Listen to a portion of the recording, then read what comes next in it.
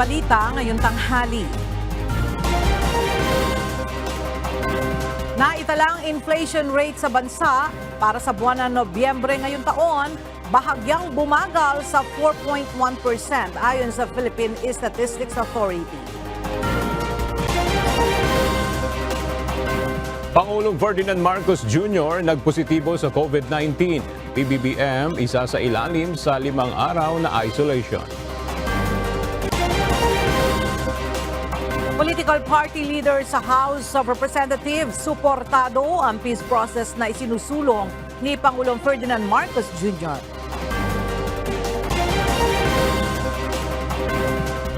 Police Regional Office Bangsamoro Autonomous Region nagsasagawa ng backtracking sa mga CCTV na malapit sa Mindanao State University. Mga estudyante sa MSU isinailalim na sa psychosocial intervention.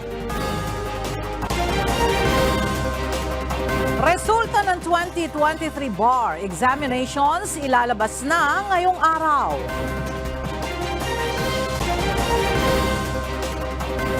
At nawawalang eroplano sa Isabela, natagpuan na ng mga rescuer.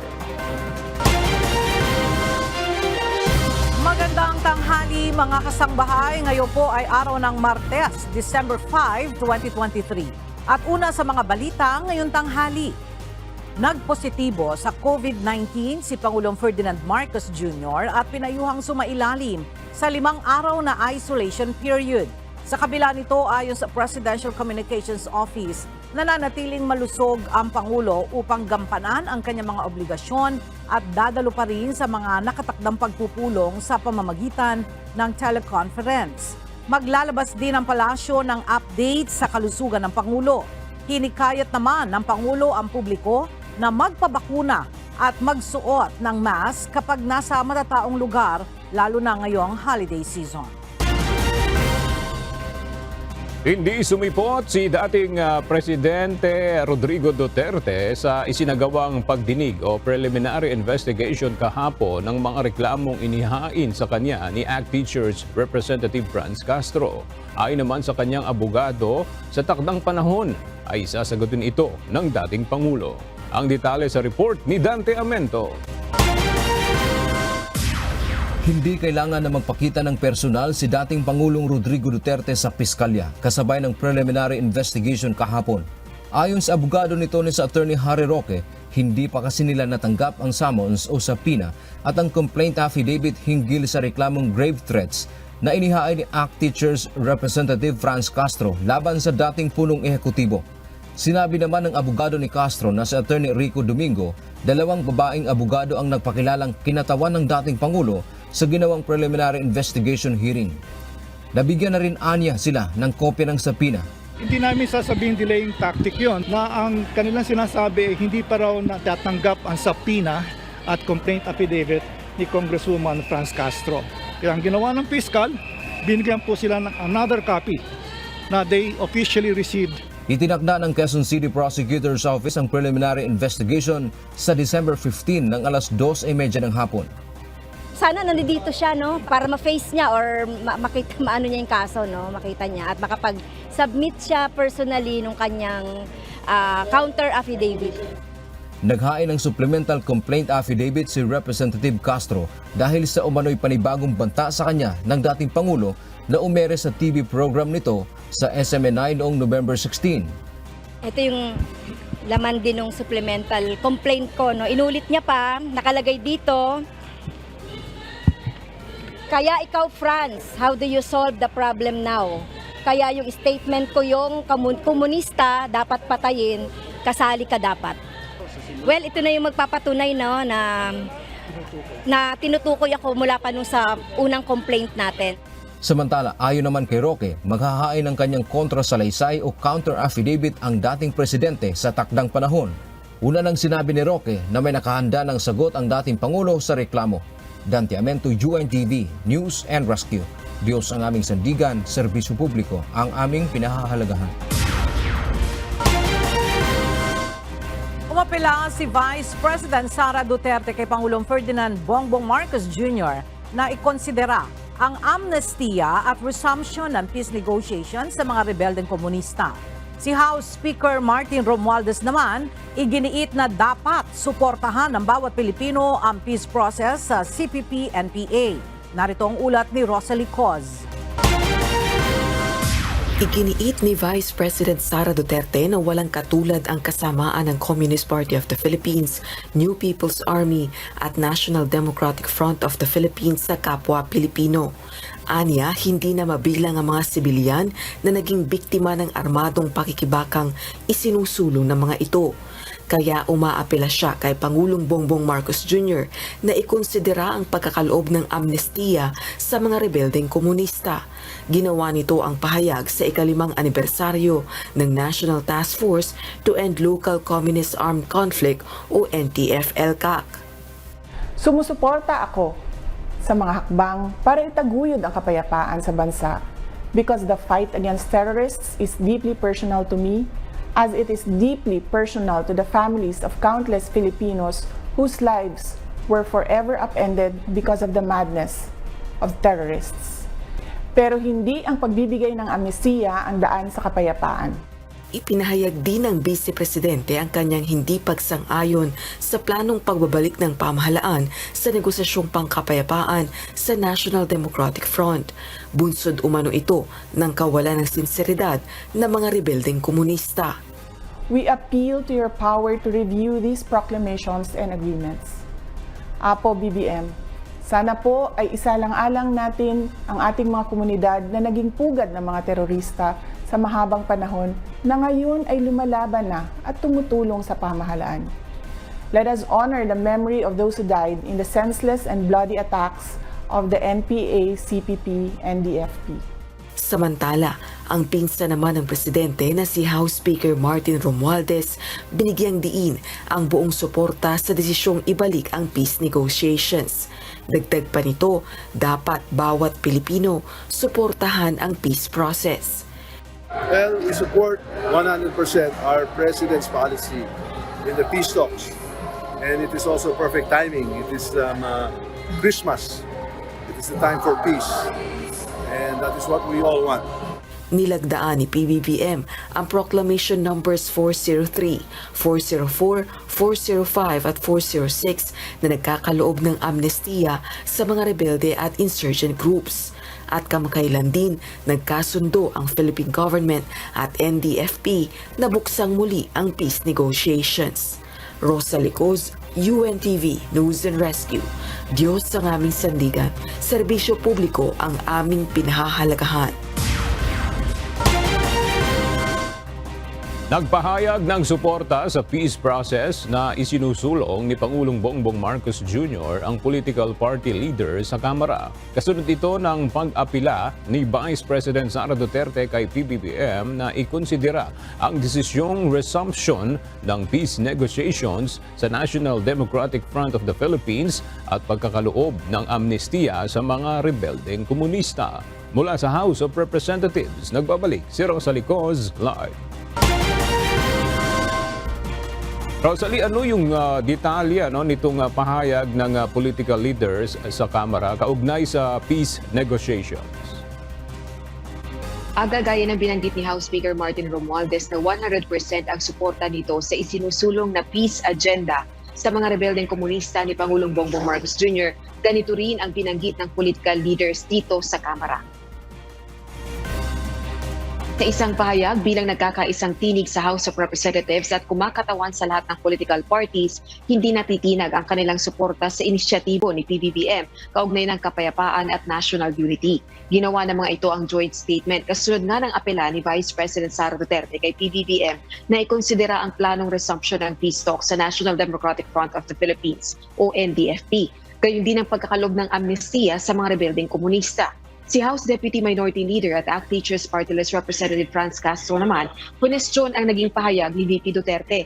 Inilarawan kasi ng Vice Presidente na walang katulad ang kasamaan ng Communist Party of the Philippines, New People's Army at NDFP sa mga kapwa Pilipino. Subalit gate ng mambabatas, dapat ay maging advocate ng kapayapaan ng Vice Presidente na concurrent Education Secretary rin. Kunestyon din ito kung alin ba ang mas masama, ang gumasta ng 125 million pesos na halagaan niya ng confidential funds na wala namang authorization mula sa Kongreso o ang pagsusulong ng peace talks. Samantala, sa kasalukuyan naman ay isinasagawa ang deliberasyon ng House Committee on Justice at National Defense and Security kaugnay ng mga House Resolution na nagpapahayag ng concurrence o pagsuporta sa mga proklamasyon na inilabas o ini-issue ni PBBM kaugnay nga ng pagkakalob ng amnestiya sa mga rebelde at insurgent groups. Balik sa iyo, Aga. Maraming salamat, Rosalie Coz. May natukoy na ang persons of interest ng Philippine National Police sa nangyaring pagpapasabog sa Mindanao State University sa Marawi noong linggo. Ayon kay PNP Public Information Office Chief Police Colonel Jean Fajardo, ang dalawang POI ay nakilala base sa listahan ng mga terorista ng PNP. Narito ang report ni Leia Ilagan. Sangkot na sa pagpapasabog sa mga bus sa rehiyon ang dalawang persons of interest na natukoy ng PNP na posibleng may kinalaman sa Mindanao State University blast noong linggo. Bagamat tumanggi pa ang PNP na pangalanan ng mga ito, sinabi naman ni PNP Public Information Office Chief Police Colonel Jean Fajardo na ang dalawang POI ay kabilang sa mga local terrorists sa rehiyon. There are indication na they may be a member of a certain group na na-report na rin na may mga previous involvement po sa mga bombing, particularly yung mga bus bombing po. Gayunman, sinabi ni Colonel Fajardo na hindi suicide bombing ang naturang insidente. Ito'y dahil kilala na ng PNP ang apat sa mga nasawi. Wala pong indication na meron pong ganon. Kausap ko po yung PD because mga Kristiyano po ito, ongoing po yung mass nung mangyari po ito. In fact, yung apat na biktima po, I understand, are all Christians po. So, wala pong indicator sa ngayon na may suicide bomber po na involved dito sa insidente po na ito. Sa naturang pagsabog, 4 ang namatay na kinabibilangan ng isang lalaki at 3 babae na pawang nakuha na ng kanilang mga kaanak. 45 naman ang nasugatan. Sa mga nasugatan, 6 na lamang ang patuloy na ginagamot sa ospital habang nakalabas na ang 39 na nagtamo lamang ng minor injuries dulot ng nangyaring stampede. Leia Ilagan, UNTV, News and Rescue. Diyos ang aming sandigan, serbisyo publiko ang aming pinahahalagahan. Nagsasagawa ng backtracking ang Police Regional Office Bangsamoro Autonomous Region sa mga closed-circuit television malapit sa Mindanao State University. Ayon kay PNP Public Information Office Chief Police Colonel Jean Fajardo, ito'y upang matukoy kung saan nagmula o saan dumaan ang suspect. Wala mismong CCTV sa loob ng gymnasium ng MSU kung saan nangyari ang pagsabog noong linggo. Nauna nang sinabi ng PNP na mayroon na silang 2 persons of interest na sinasabing sangkot din sa mga nakaraang bus bombing sa rehiyon. Paalala ng PNP sa publiko, huwag magpakalat ng mga maling impormasyon kaugnay sa insidente. Tiniyak ng Philippine National Police na paiigtingin pa nila ang seguridad na ipatutupad sa paligid ng mga simbahan simula sa darating na December 16. Ito ay dahil sa inaasahan dagsa ng mga tao sa mga simbahan bunsod ng nalalapit na holiday season. Ang paghihigpit ng PNP sa seguridad ay kasunod ng nangyaring pambobomba sa isang gymnasium sa Mindanao State University sa Marawi kasabay ng isinasagawang pagsamba noong linggo. Bukod sa mga simbahan, kasama rin sa mahigpit na babantayan ng pulisya ang mga commercial establishment at mga tourist destinations. Mas pinaigting ng security forces sa Davao City ang seguridad kasunod ng bombing incident sa Mindanao State University sa Marawi City. Ito ay kahit walang direktang banta na natatanggap ang lungsod batay sa nakalap na impormasyon ng intelligence community ayon sa Davao City Police Office o DCPO. Sa pamamagitan ng mas pinalakas na Oplan Davao Defense System o Oplan DDS ng DCPO, nagsasagawa ng random checkpoints ang iba't ibang police station sa lungsod at mas pinaigting ang police visibility. Ang Task Force Davao, mas hinigpitan naman ang checkpoint sa lahat ng entry points papasok sa Davao City. Masusing chine-check ang lahat ng sasakyan at mga pasahero nito. Mas pinaigting din ang bus boarding operations sa lahat ng border points.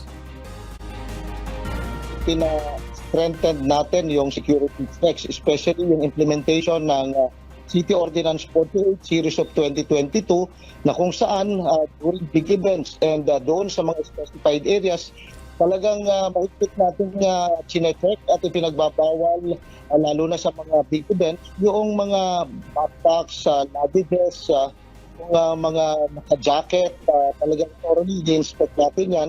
Even yung mga non-transparent water containers, talagang hindi natin pinapapasok yan.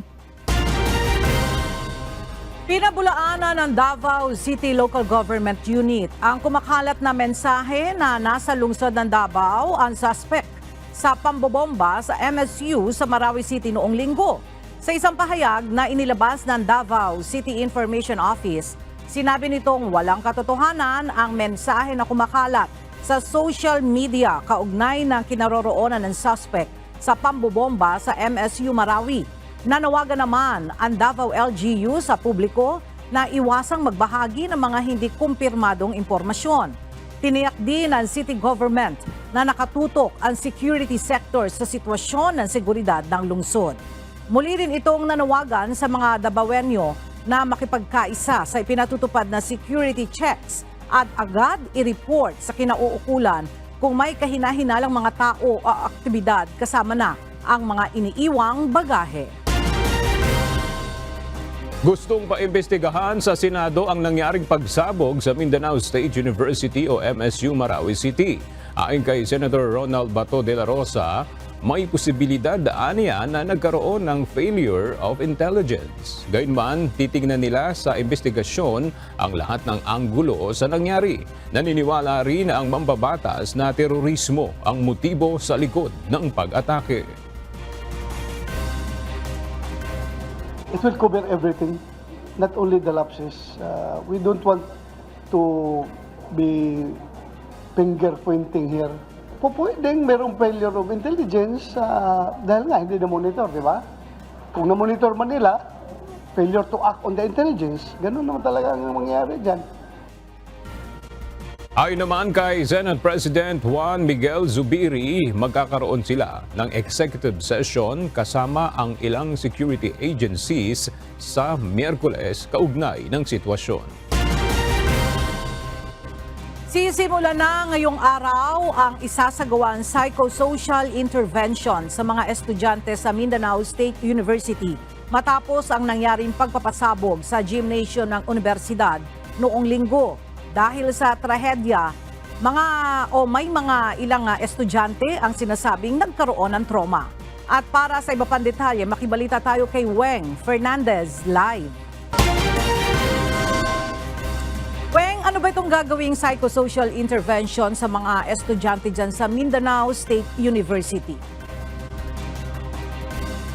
Yes, Ella, maayong odto. Ang nasabing psychosocial intervention ila ay pangungunahan po ito ng Department of Psychology, College of Education sa pamumuno ng Guidance Counselor at katulong din dito ang College of Public Affairs sa pangunguna naman po ng mga social worker and other faculty expert. Katulong din dito ang PDRRMO at CDRRMO.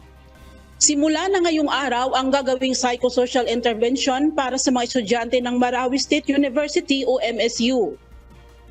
Layo nito, Ella, na matulungan ang mga estudyante dahil sa trauma na kanilang naranasan dahil sa nangyaring pagpapasabog sa Dimapuro Gymnasium nitong linggo na ikinasawi ng 4 na tao at ikanasugat ng mahigit 4 na po. Ayon kay Attorney Shidik Abantas, ang University Secretary at Board of Regents ng MSU, mahalaga sa kanila ang mental health ng kanilang mga estudyante. Psychosocial intervention for the students, debriefing, guidance counseling, at saka yung confidence building. Kasi very important sa amin yung mental health ng mga students natin. Ella, sa mga estudyante na nasa campus at sa mga hindi pa nakauwi, gagawing face-to-face sa kanila habang naka-online naman ang mga estudyante na nakauwi na. Ayon pa kay Attorney Abantas, nasa more or less 10,000 50% na sa mga ito ay nakauwi na ila sa Zamboanga, sa Surigao, Cotabato, Sultan Kudarat at sa mga karatig lugar tulad ng Misamis Oriental at Cagayan de Oro City. At sa ngayon Ella, katulong po o nakaposisyon na ang augmentation force na pinadala mula sa EFP at PNP dito po sa Marawi City. Balik sa iyo Ella. Maraming salamat, Weng Fernandez. Sunod-sunod ang naitatalang malakas na lindol sa Mindanao. Saan ba ito nanggagaling at gaano ang pinakamalakas na maaaring tong ilabas? Narito ang report ni Ray Pelayo.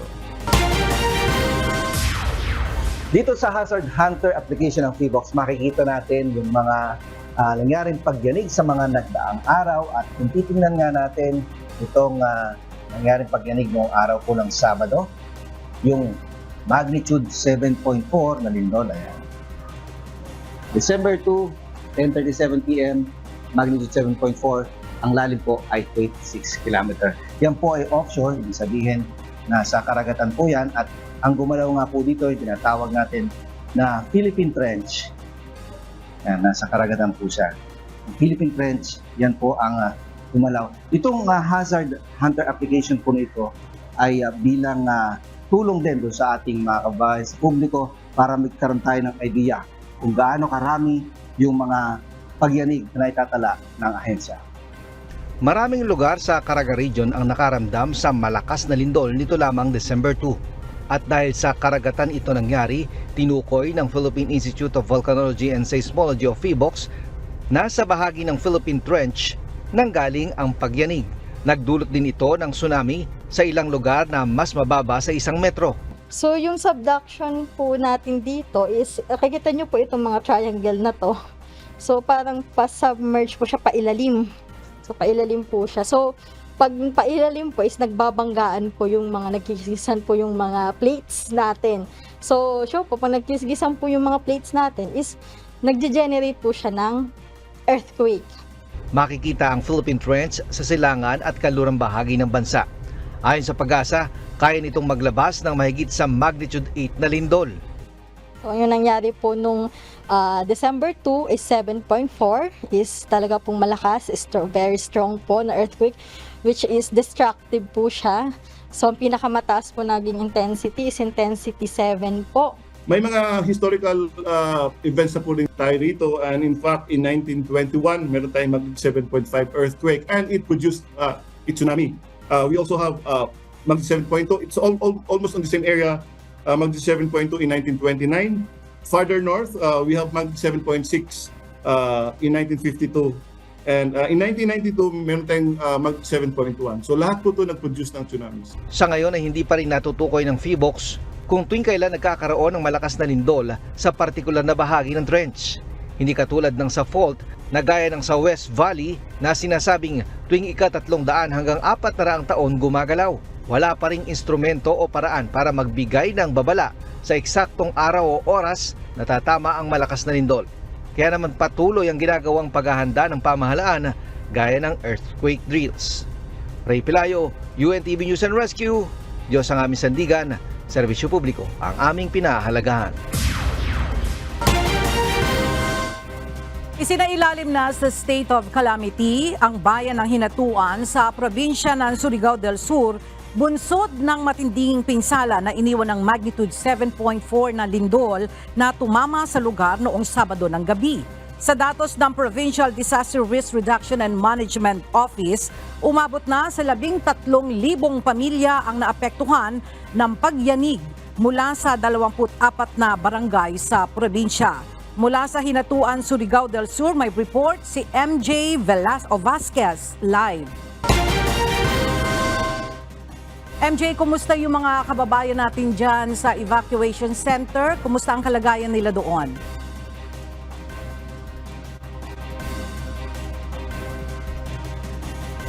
Rin ang nananatili sa mga oras na ito at may mangilan-ngilan pa rin na dumarating mula sa Hinatuan papunta sa mga evacuation center, partikular dito sa Bitoon Elementary School.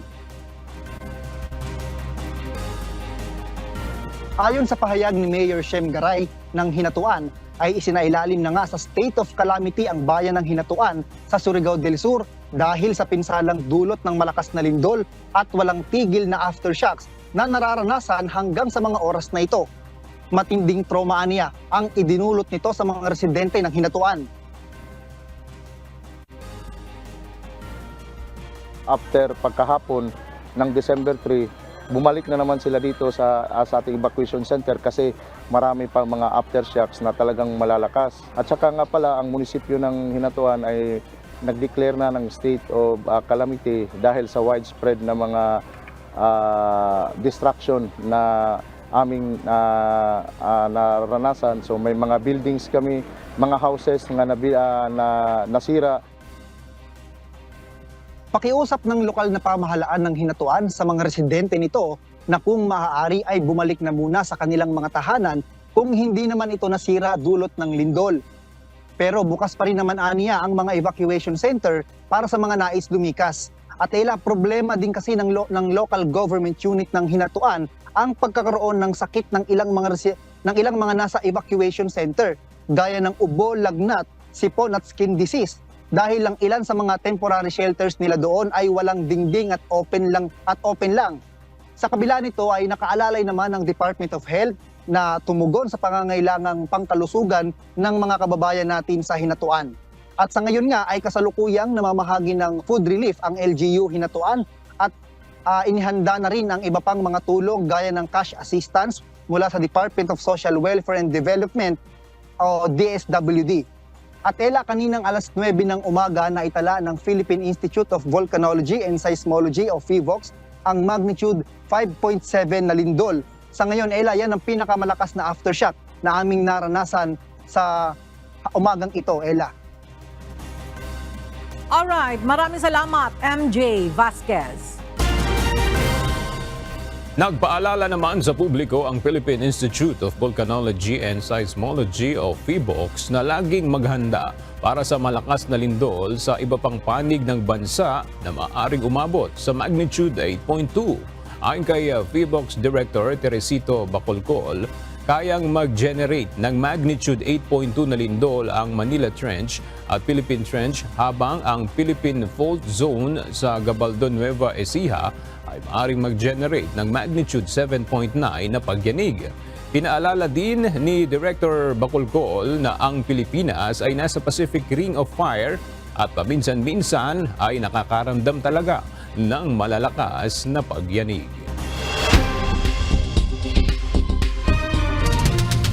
Roundup Balita. Bahagyang bumagal ang naitalang inflation rate sa bansa para sa buwan ng Nobyembre ngayong taon.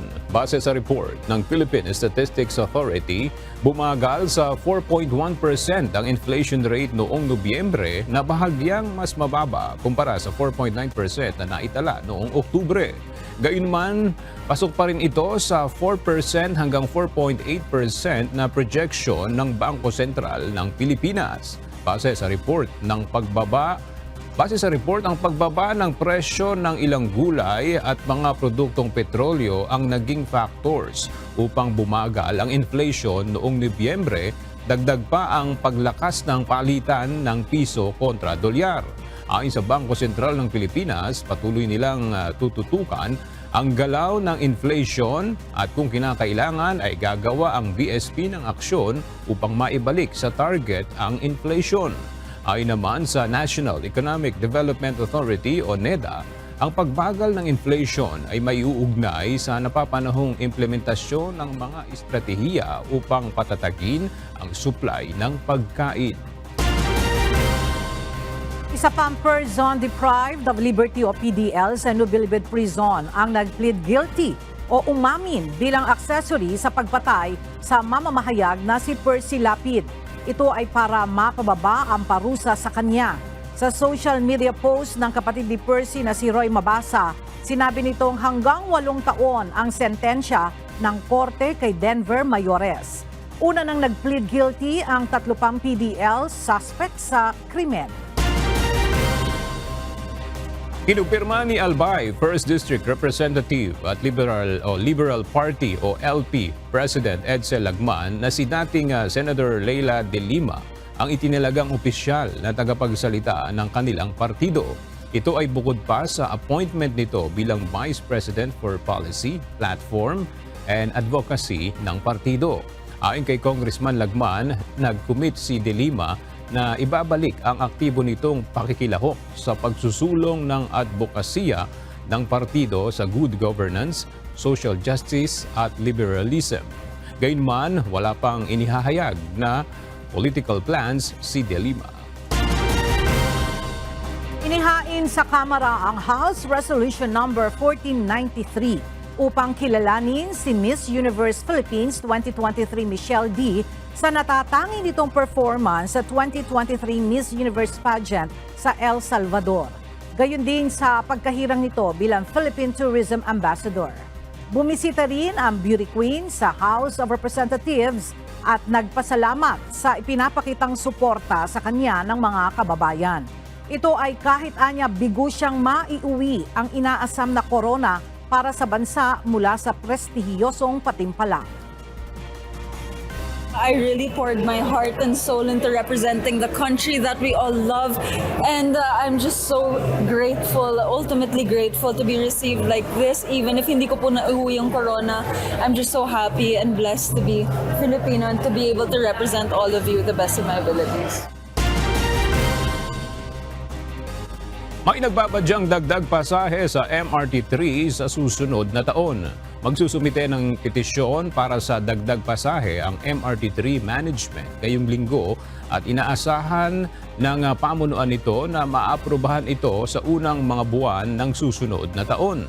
Layo nitong madagdagan ang kinikita ng linya na ayon sa MRT management ay kulang na kulang pa sa pang-maintenance, kaya't ang gobyerno ang nag-aabono ng bilyong-bilyong piso para tumakbo ang mga tren nito. Ang detalye sa report ni JP Nunez. Umaasa ang MRT3 management na maaaprubahan ang hiling nilang dagdag pasahe para sa susunod na taon, lalo't taong 2015 pa nang huling magkaroon ng fare adjustment sa MRT3. Anumang araw ngayong linggo ay muling maghahain ng petisyon ang MRT3 management upang hilingin ang dagdag pasahe mula sa Rail Regulatory Unit.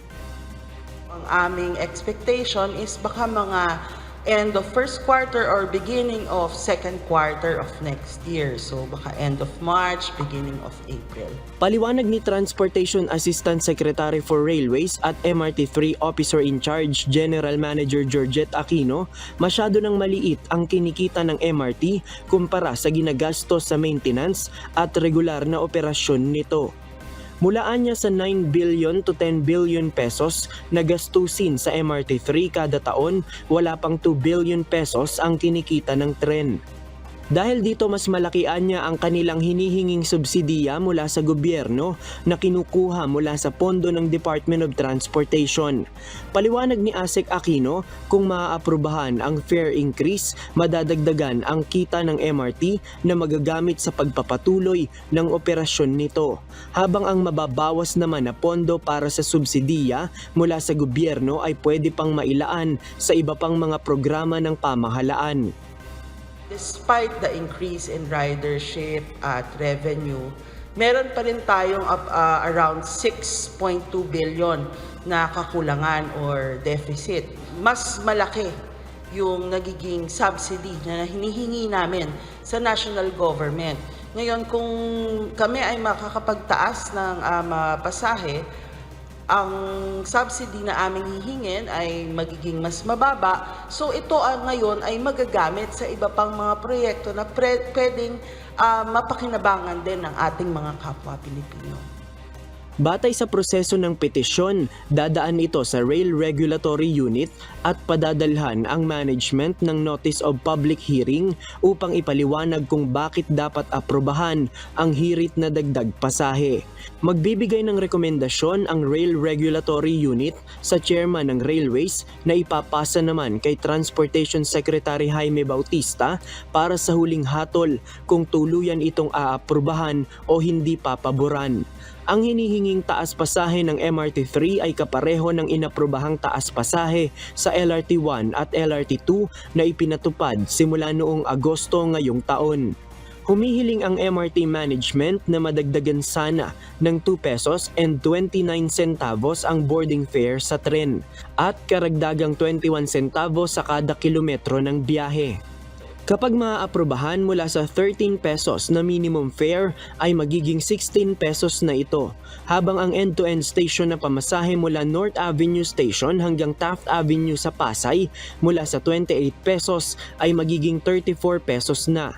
Samantala ayon naman sa ilang mga regular na pasahero ng MRT3, dagdag pasanin para sa kanila sakaling matuloy ang taas pasahe sa MRT3 lalo pa ngayon na masyado nang mataas ang presyo ng mga bilihin at iba pang gastusin.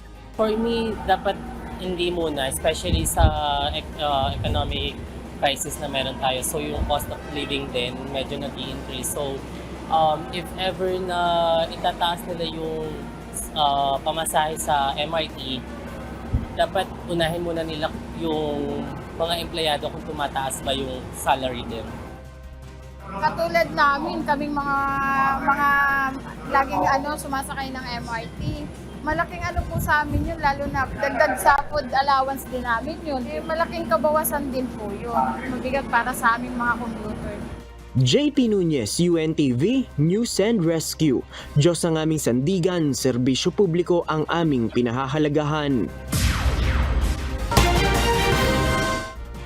Pinasasagot ng Korte Suprema si Vice President Sara Duterte sa petisyon na inihain ng grupo ni Attorney Christian Monzon na humihiling na ideklarang unconstitutional ang paglipat ng confidential funds sa tanggapan ng pangalawang Pangulo mula sa Office of the President nitong nakaraang taon. Kasama rin sa pinagkomentaryo ang Executive Secretary at Department of Budget and Management o DBM sa loob ng 10 araw pagkatanggap ng notice. Samantala, pinagsusumite rin ang mga petitioner ng electronic copy ng kanilang petisyon at annexes sa loob ng 5 araw. Ilalabas na mamayang hapon ng Korte Suprema ang resulta ng 2023 bar examination. Sa ngayon ay nagsisimula ng dumating sa Supreme Court sa Maynila ang ilang bar takers na nag-aabang ng resulta ng bar exams. Mula sa Maynila, makibalita tayo kay Dante Amento live. Dante, kumusta yung sitwasyon ngayon dyan at marami na ba yung mga aspiring na abogado ang nakaabang ngayon? Yes, agad ngayon ay binuksan na itong gate ng Korte Suprema dito sa Maynila at nagsimula na ng pumasok itong mga bar examinee, yung mga nag-take ng bar at ganyan yung mga gustong sumaksi dito sa ilalabas nga na resulta ng 2023 bar examination.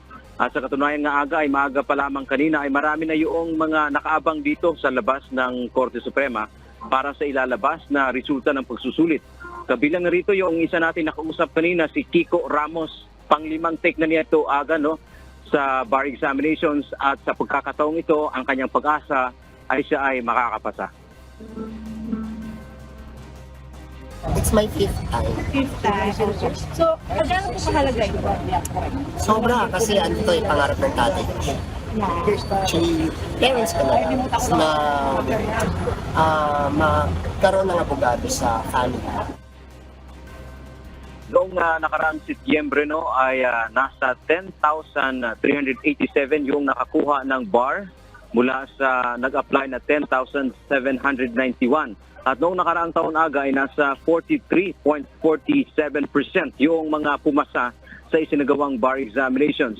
At alas 12 ngayong tanghali aga ay nagbukas na itong Korte Suprema, itong kanilang gate at ating nasasaksihan. Mamaya ay ating masasaksihan ang resulta ng bar examinations. Lahat ng papasok dito aga ay mayroong kailangan silang sumunod sa dress code. Bawal yung see-through, above the knee at mga sleeveless, bawal yan.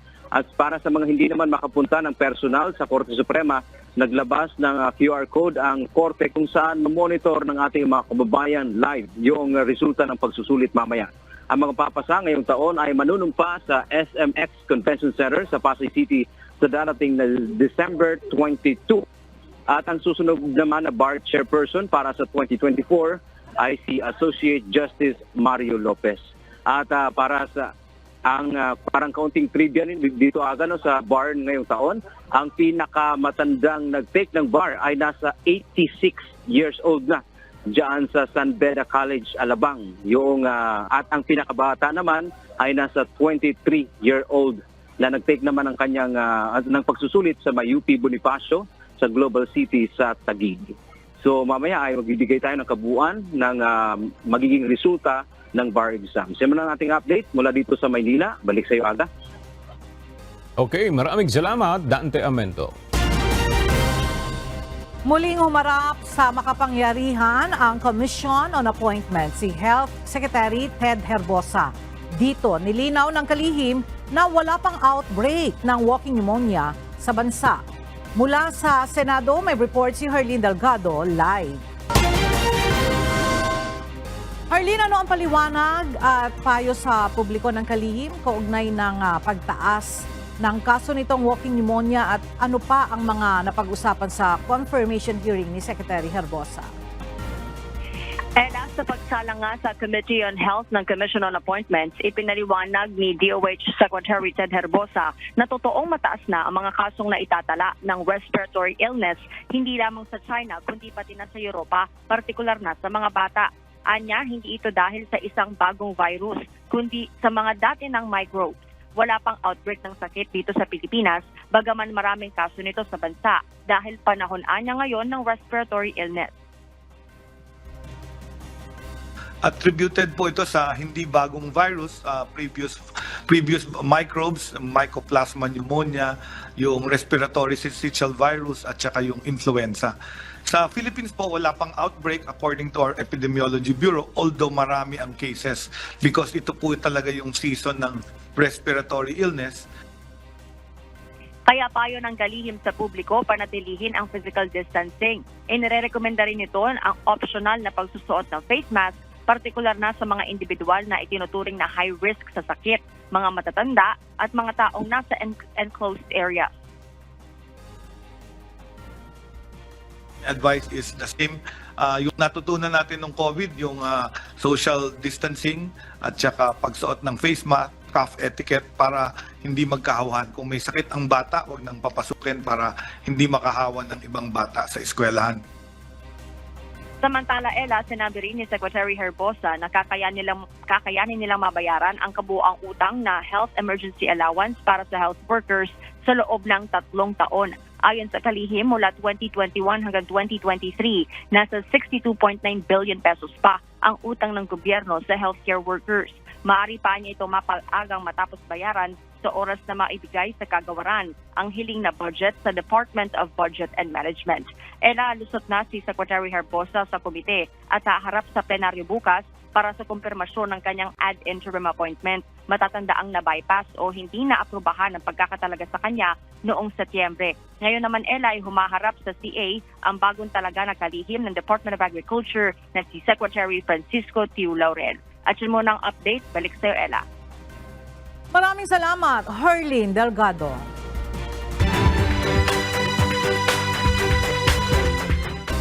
Matapos ang 6 na araw na paghahanap, natagpuan na ng mga otoridad ang nawawalang eroplano sa Isabela. Ang nasabing cyclone aircraft ay naiulat na nawawala simula pa noong November 30. At para sa iba pang update, makibalita tayo kay Grace Flores live. Grace, nakalapit na ba yung mga rescuer doon sa bumagsak na eroplano para malaman ang kalagayan ng mga sakay nito?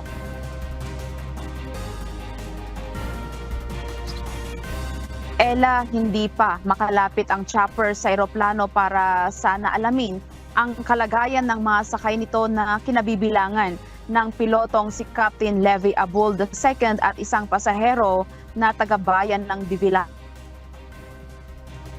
ng kabundukan ng Sierra Madre sa lalawigan ng Isabela ayon sa Incident Management Team o IMT. Ayon kay Joshua Hapinat, ang tagapagsalita ng Incident Management Team, pasado 8:00 ng umaga kanina, nang mamataan ng pilotong si Captain Vince Velasco ang nawawalang Piper PA-32-300. Agad nitong ipinagbigay alam ang lokasyon sa Philippine Air Force Sokol helicopter na nasa lugar din. Ayon pa kay Hapinat, ang piloto ng R440 ang crew ng Sokol ay hindi makalapit ng malapitan para sana matukoy ang kalagayan ng mga sakay ng aircraft. Samantala, matapos matagpuan ang lokasyon ng Piper, lahat ng ground rescuers sa lugar ay agad na pumunta sa crash site. Ang Sokol ay muling lumipad upang subukang i-drop ang mga Philippine Air Force parajumper malapit sa lugar ng pinagbagsakan ng eroplano. Sa ngayon ay maingat na pinag-aaralan ng IMT ang susunod nitong hakbang.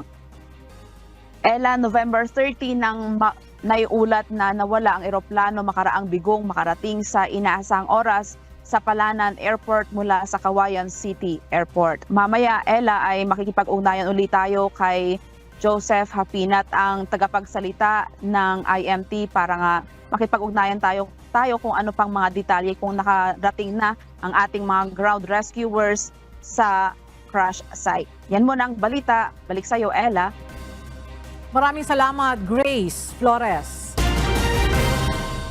Itinatayo ngayon sa bayan ng Santa Maria, Bulacan ng kauna-unahang flood siren detector na may kakayahang magbigay babala sakaling tumaas o tumataas na ang tubig baha sa lugar. Ito rin ay pwedeng magamit bilang batayan kung dapat na ba ang palikasin ang mga residente kapag may banta ng pagbaha. Mula sa Bulacan, makibalita tayo kay Nestor Torres live. Nestor, ano ba itong flood siren detector na itinatayo dyan sa Bulacan at kailan ba matatapos yung construction na yan? Ella, magandang tanghali. Ito ay natapos na at ito ay pwede nang magamit din anumang oras kung sakali mang magkaroon ng maaaring banta ng pagbaha dito sa lugar ng Santa Maria, Bulacan. Ito ay makatutulong para magbigay ng babala sa taong bayan sa pamamagitan nga ng siren o sirena ay maalarma yung ating mga mamamayan na mayroong magpagtaas ng tubig baha sa kanilang mga lugar.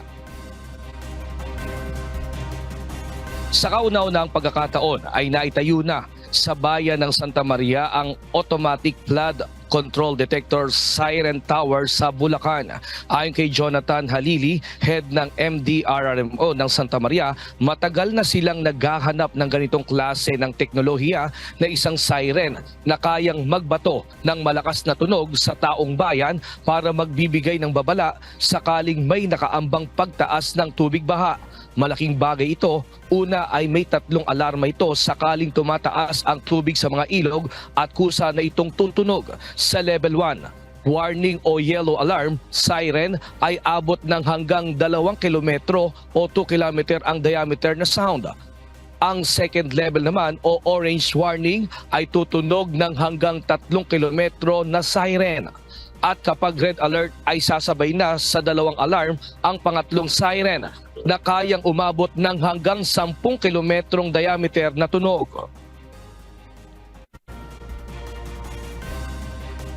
So if ever na may tubig na to, hindi mo na siya mapapababa ng tao para ma-check kung anong level na ba yung tulay, tumataas pa ba, bumababa na ba. Meron kasing baha na rumaragasa madaling araw, tulog lahat. Automatic na po siyang tutunog. Yun po ang kagandahan, yun po ang benefits na makukuha ng mga resident ng Santa Maria na pag siren nun ay automatic evacuate na po lahat. Kasi ibig sabihin, tumaas na po yung tubig. Samantala, nasa 4 milyon ang naturang budget na inilaan ng local government unit ng Santa Maria na magbebenepisyo rito ang mga mamamayan sa mga barangay. Talagang mahalaga to sapagkat matagal na namin gusto to. Nagkataon na meron kami nag-apply sa amin at tila mura ang presyo, may mababa ang presyo na makakatulong sa ating mga kababayan. Ella, ito nga ay tinesting na nga din kahapon at ito nga rin ay tinesting na rin ngayon kung saan nga ay maaari na nga, kumbaga nagtaka yung ating mga kababayan na meron silang narinig na malakas na tunog at ito naman pala ay nagsilbi sa kanilang kumbaga bagong pandinig na alarma na magsisilbing paalala kung sakaling magkaroon nga ng pagtaas ng tubig baha sa lugar ng Santa Maria, Bulacan at ito ay kauna-unahan nga ito sa lalawigan ng Bulacan. At yan Utilities Live mula dito sa Bulacan, balik sa iyo, Ella.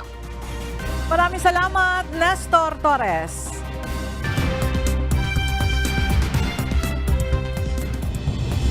Ipinagutos ng militar ng Israel ang paglilika sa mga residente sa pangunahing lungsod sa Southern Gaza. Sa gitna ito ng ginagawang pagpapalawig ng opensiba laban sa Hamas militant group, tinatayang nasa 167,000 na mga residente sa Hilaga at sentrong lugar ng Khan Yunis ang kinakailangang lumikas. Sa Gaza City, nasa 50 tao ang naiulat na nasawi matapos na tamaan ng Israeli airstrikes ang dalawang paaralan. Marami sa 2.3 million na mamamayan ng Gaza ang nanganganlong sa southern part ng teritoryo matapos na utusang lisanin ang norte. 11 hikers ang natagpuang wala ng buhay malapit sa crater o bunganga ng Mount Marapi matapos ang pagputok ng bulkan noong nakalipas na weekend. 12 iba pa ang nawawala. Kinailangang suspindihin ang isinasagawang paghahanap sa mga ito araw ng Lunes, December 4, kasunod ng isang maliit na eruption. 75 hikers ang nasa lugar nang mangyari ang volcanic eruption noong linggo, subalit karamihan sa kanila ligtas namang nakalikas. Nasa 3 kilometrong ash cloud ang binuga ng Marapi dahilan upang mapalibutan ng abo ang mga kalapit bayan. Isa ang Mount Marapi sa pinakaaktibong bulkan sa Indonesia at popular din para sa hikers. Umalis na ng Edinburgh Zoo ang tanging giant pandas ng United Kingdom pabalik ng China. Ito ay matapos ang 12 taong pananatili sa Scottish capital. Inaasahang magkakaanak ang female panda na si Tiantian at male na si Yang Guang sa kanilang pananatili sa Edinburgh Zoo. Gayunman, nananatili silang cubless sa loob ng mahigit isang dekada. Dumating sa Edinburgh Zoo ang dalawa bilang bahagi ng 10-year agreement sa pagitan ng Royal Zoological Society of Scotland at China Wildlife Conservation Association at pinalawig ng 2 taon. Hirap magkaanak habang nasa captivity ang giant pandas. At sa ating pong iiwang mga salita ng Diyos na ating sandigan mula sa aklat ng Ecclesiastes, Kapitulo 2, versikulo 26 na nagsasabi, sapagkat ang tao na kinaluluguran niya, binibigyan ng Diyos ng karunungan at kaalaman at kagalakan. Ngunit ang makasalanan ay binibigyan niya ng damdam na magpisan at magbunton upang maibigay sa kanya na kinaluluguran ng Diyos. Ito man ay walang kabuluhan at nauuwi sa wala.